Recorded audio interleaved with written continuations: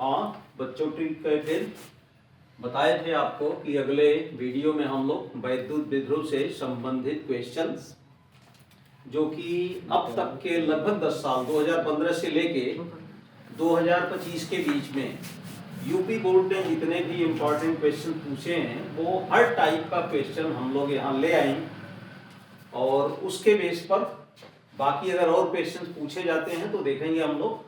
ये 3 पार्ट में है। हम लोग पहले पार्ट ए को देखते हैं जिसमें बहुविकल्पी प्रश्न है और सबसे पहले आओ देख लेते हैं कि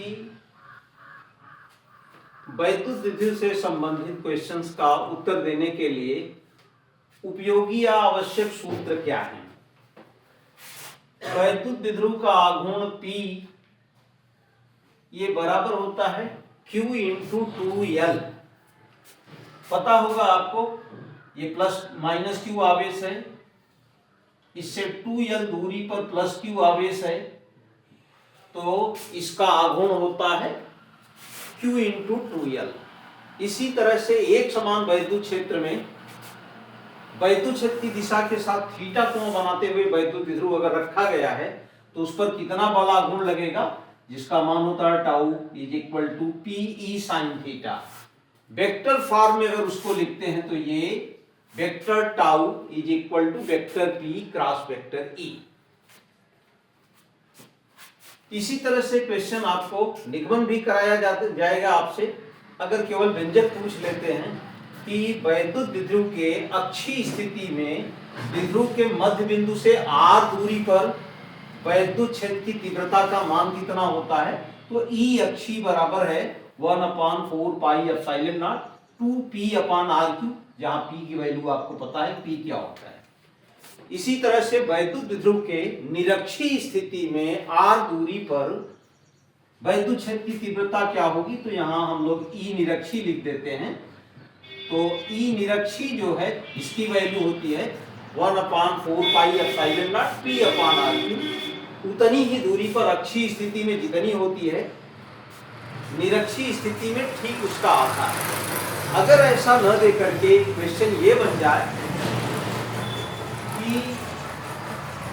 मध्य बिंदु से इस बिंदु का जिस पर वैद्युत क्षेत्र की तीव्रता निकालनी है ये वैद्युत क्षेत्र के अक्ष वैद्युत विद्युत के अक्ष के साथ थीटा कोण बना रहा है तब यहाँ वैद्युत क्षेत्र की तीव्रता क्या होगी उसका मान ये है E is equal to 1/4 pi epsilon naught p/r3 √1 plus 3 cos square theta. ठीक इसी तरह से आपसे विभव भी पूछा जा सकता है। तो अक्षीय स्थिति में विभव का मान देख रहे हैं 1/4 पाई एप्सिलॉन नॉट p/r²।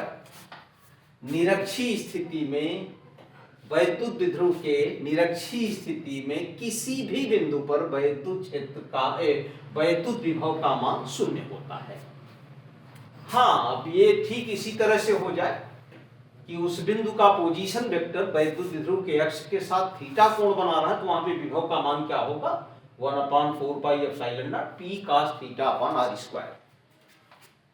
अगला क्वेश्चन है कि कोई वैद्युत विद्युत एक समान वैद्युत क्षेत्र में इस प्रकार रखा है कि विद्युत का वैद्युत विद्युत आघूर्ण वैद्युत क्षेत्र की दिशा में है और उसको हम बल लगा के थीटा कोण घुमा रहे हैं तो किया गया कार्य कितना होगा W is equal to P 1 - cos θ। इसी तरह से अगर वो वैद्युत विद्युत वैद्युत क्षेत्र की दिशा से पहले ही θ1 कोण बनाते हुए रखा गया है और आप उसे घुमा करके θ2 कोण बनाती हुई पोजीशन में ले आ देते हैं तो आपके द्वारा किया गया कार्य W बराबर होगा PE ब्रैकेट में cos θ1 - cos θ2।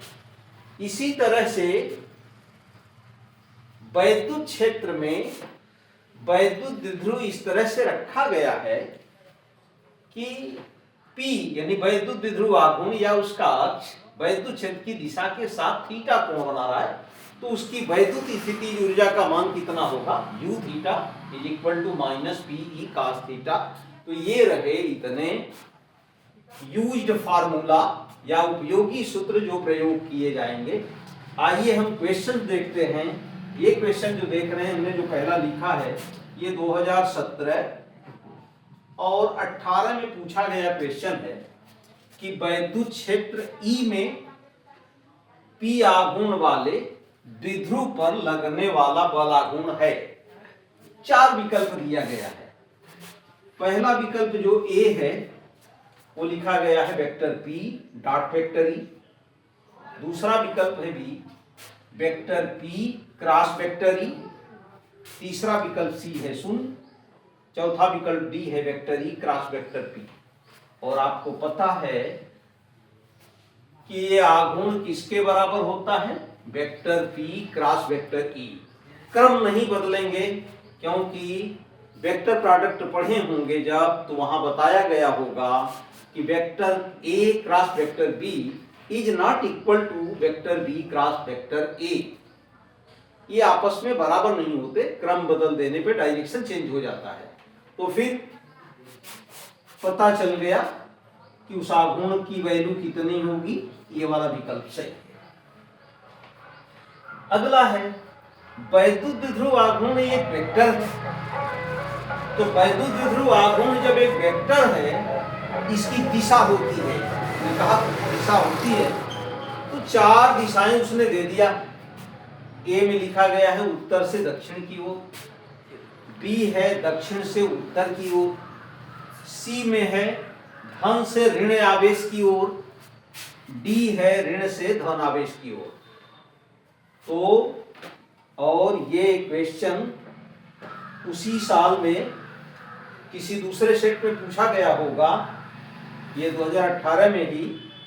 तो आपको पता हो कि वैद्युत द्विध्रुव आघूर्ण की दिशा क्या होती है? वैद्युत द्विध्रुव के अक्ष के अनुदिश ऋण आवेश से धन आवेश की ओर होती है। वेक्टर P की दिशा इधर होती है। तो हमारा डी वाला विकल्प सही होगा। अब आइए और जो क्वेश्चंस हैं, यहां स्पेस कम होने से लिखा नहीं जा सका है।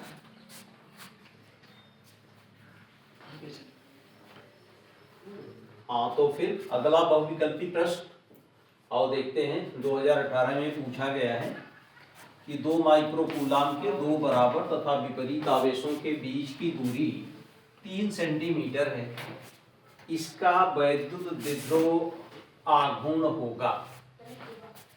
आपको विकल्प दिया गया है 6 कूलाम मीटर, 6 गुणे 10 घाते ऋण 8 कूलाम मीटर, 12 कूलाम मीटर, 12 गुणे 10 घाते ऋण 8 कूलाम मीटर। जरा से भी चूक करेंगे तो कोई ना कोई विकल्प आ ही जाएगा। इसलिए फार्मूले का प्रयोग करते समय जब आप लिखेंगे कि टाउ ये दिया है P इज इक्वल टू वैद्युत द्विध्रुव आघूर्ण Q इंटू 2L। 2L दोनों आवेशों के बीच की दूरी है, Q आवेश का मान है। आवेश दिया है माइक्रोकूलाम में, इसलिए इकाई को ध्यान देंगे, SI यूनिट ही लिखेंगे। तो 2 है गुणे 10 घाते ऋण 6 कर लेंगे। फिर बीच की दूरी है 3 सेंटीमीटर। अब 3 सेंटीमीटर 3 गुणे 10 घाते ऋण 2 मीटर। तो इस तरह से आ जाएगा इतना कूलाम मीटर। ये देख रहे हैं, तो 3 गुणे 2 6 हो गया, 10 घाते ऋण 6 गुणे 10 घाते ऋण 2, 10 घाते ऋण 8। ये विकल्प आपको मिल गया। कम टाइम लगेगा, कंसेप्ट ठीक ठाक रहे, ये विकल्प आपको कंफ्यूज नहीं करेंगे। ध्यान इतना देना है कि जब हम आंकिक मान रखेंगे तो SI मात्रक में ही लिखा जाए। अदरवाइज 3 गुणे 2 कर देते, 6 कूलाम मीटर लिख देते, कंफ्यूज हो जाते। 3 का 2 यहाँ है, 3 वहां है, गुणा करके कोई 6 लिख दे। तो आपको SI मात्रक में ही लिखना है। बाकी किसी यूनिट को बदले किसी को नहीं बदले तो ये सब आंसर भी आ जाएंगे और उस स्थिति में आप किसी गलत विकल्प को टिक कर सकते हैं। तो ये ध्यान देना है। फिर अगला क्वेश्चन है कि निम्नलिखित में से कौन सी राशि व्युत्क्रम वर्ग नियम का पालन नहीं करती है। बहुत अच्छा क्वेश्चन है। पूछा नहीं गया है, लेकिन मान के चलिए आपके जो कंसिस्टेंसी बेस्ड क्वेश्चंस होते हैं, आपकी योग्यता पर जो आधारित होते हैं कि कितना कंसेप्ट आपका क्लियर है, उस पर बने हुए ये क्वेश्चन हैं। तो आपने जितने फार्मूले पढ़े होंगे वहां दिया गया, जैसे देखा गया कि एक बिंदु आवेश के कारण वैद्युत क्षेत्र की तीव्रता, तो वहां तो आपने देखा है E प्रोपोर्शनल टू 1/r², और इनवर्सली प्रोपोर्शनल टू r², तो वहां तो यह बात लागू होती है। और यहां है कि व्युत्क्रम वर्ग का पालन कहां नहीं होता है। एक वैद्युत द्विध्रुव के कारण किसी बिंदु पर वैद्युत क्षेत्र की तीव्रता, तो अभी हम लिखे थे, उसको देखे होंगे कि E समथिंग के बाद यहाँ था 1/r³। यहाँ r³ के व्युत्क्रमानुपाती है, r² के व्युत्क्रमानुपाती नहीं है। तो इस तरह ये विकल्प तो हमारा बन गया, सही है। अगला जो दिया है वैद्युत द्विध्रुव के अक्षीय बिंदु पर विभव, यहाँ भी देखे होंगे व्युत्क्रम वर्ग के नियम का पालन करता है। यहाँ इसके लिए निकालेंगे तो यहाँ भी आगे चल के देखेंगे कि यहाँ भी आवेशित गोले के कारण गोले के बाहर किसी भी बिंदु पर वैद्युत क्षेत्र की तीव्रता जो होती है वह व्युत्क्रम वर्ग के नियम का पालन करती है। केवल एक इसमें विकल्प ये था कि वैद्युत द्विध्रुव के कारण किसी बिंदु पर वैद्युत क्षेत्र की तीव्रता r³ के व्युत्क्रमानुपाती होती है, r² के व्युत्क्रमानुपाती नहीं होती, तो इसलिए हमारा ये विकल्प यहां सही है। अब यहां देखेंगे अगला क्वेश्चन है कि एक बिंदु आवेश पर वैद्युत द्विध्रुव के कारण लगने वाला बल निर्भर करता है। F अनुक्रमानुपाती है 1/r, यानी r के व्युत्क्रमानुपाती होता है। F r² के व्युत्क्रमानुपाती होता है। F r³ के व्युत्क्रमानुपाती होता है। F r⁴ के व्युत्क्रमानुपाती होता है। तो आप तो जो पढ़े हैं कि दो स्थिर आवेशों के बीच लगने वाले वैद्युत बल का मान या कूलाम बल का मान उनके बीच की दूरी के वर्ग के व्युत्क्रमानुपाती होता है, तो वहां से आप तुरंत चाहेंगे कि इसको हम टिक कर दें। यहाँ बड़ी चूक करेंगे, क्वेश्चन को ध्यान से पढ़ेंगे कि बिंदु आवेश पर वैद्युत द्विध्रुव के कारण लगने वाला बल कैसे नहीं। तो देख रहे हो किसी बिंदु पर वैद्युत क्षेत्र की तीव्रता E r³ के अनुक्रमानुपाती होती है और उस पर लगने वाला वैद्युत बल क्या होता है भाई, F बराबर होता है Q × E के। तो सारी बातें बिल्कुल वही हैं। तो F भी r³ के व्युत्क्रमानुपाती होगा, न कि r² के, इसलिए हमारा ये विकल्प सही होगा, ये विकल्प सही होगा। आगे दिया है कि एक समान वैद्युत क्षेत्र E में रखे वैद्युत द्विध्रुव आघूर्ण P वाले द्विध्रुव को 90 अंश घुमाने में कितना कार्य किया जाएगा। अभी फार्मूला लिखा गया था और उसी फार्मूले में रख करके मान निकाल लो तो फिर पता चल जाएगा। फार्मूला लिखे थे कि W बराबर होता है PE 1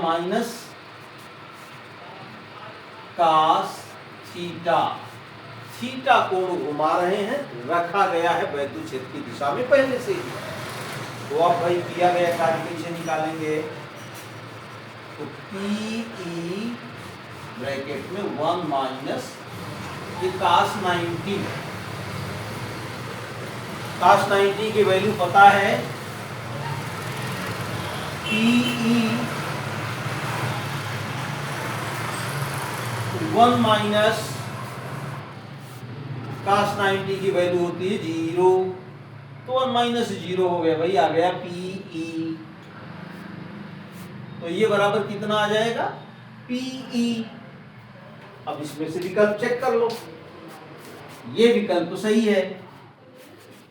इसी तरह से क्वेश्चंस जो है आओ हम बोल करके लिखते चलते हैं, इसी तरह से देखा जाए आगे और जो पूछे गए हैं वो किस टाइप के क्वेश्चन हैं। ये बहुविकल्पी में ही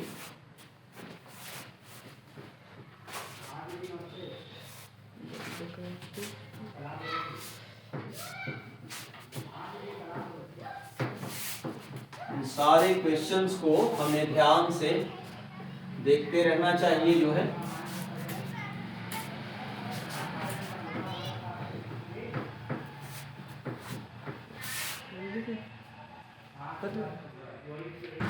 चलो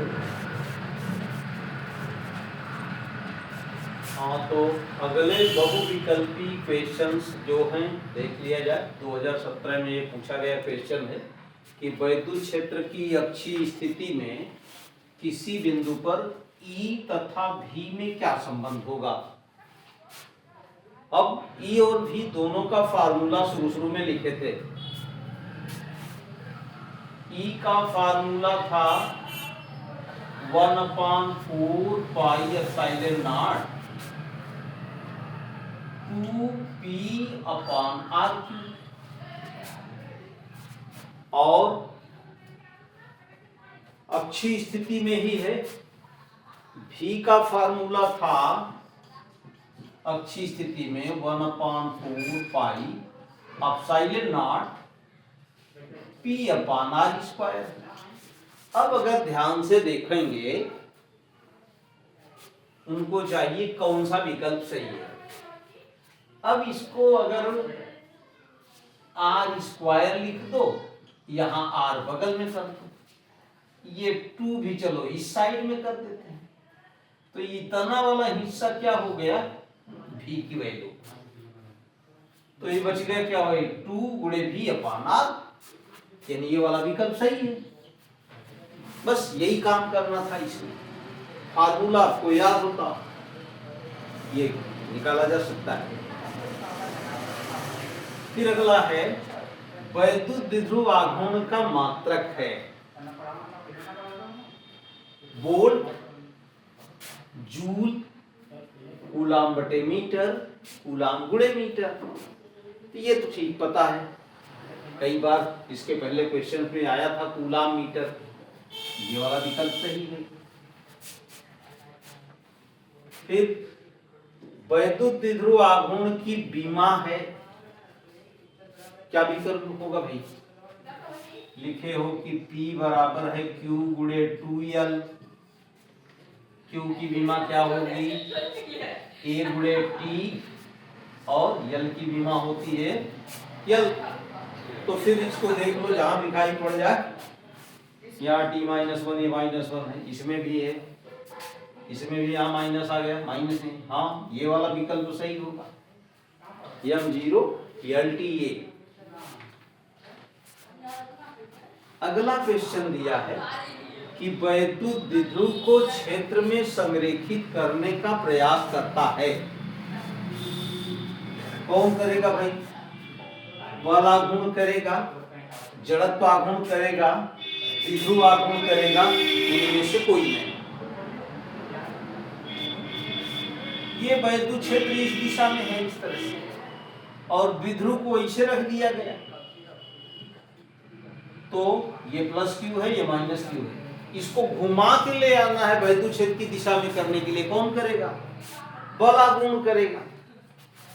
ये पहला विकल्प होगा। अब जब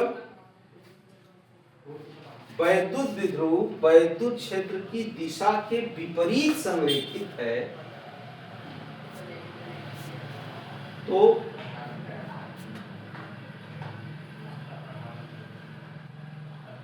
विपरीत दिशा में संरेखित है, तो कौन सी साम्य अवस्था होगी भाई, अस्थाई साम्य अवस्था, अस्थाई साम्य अवस्था। -PE, U की वैल्यू होती है -PE cos थीटा,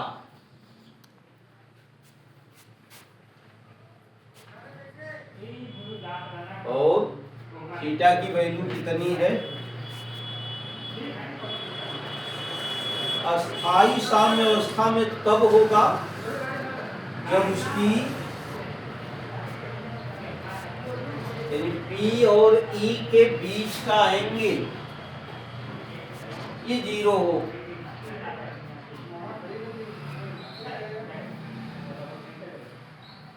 तो इस समय ये अस्थाई साम्य अवस्था में होता है।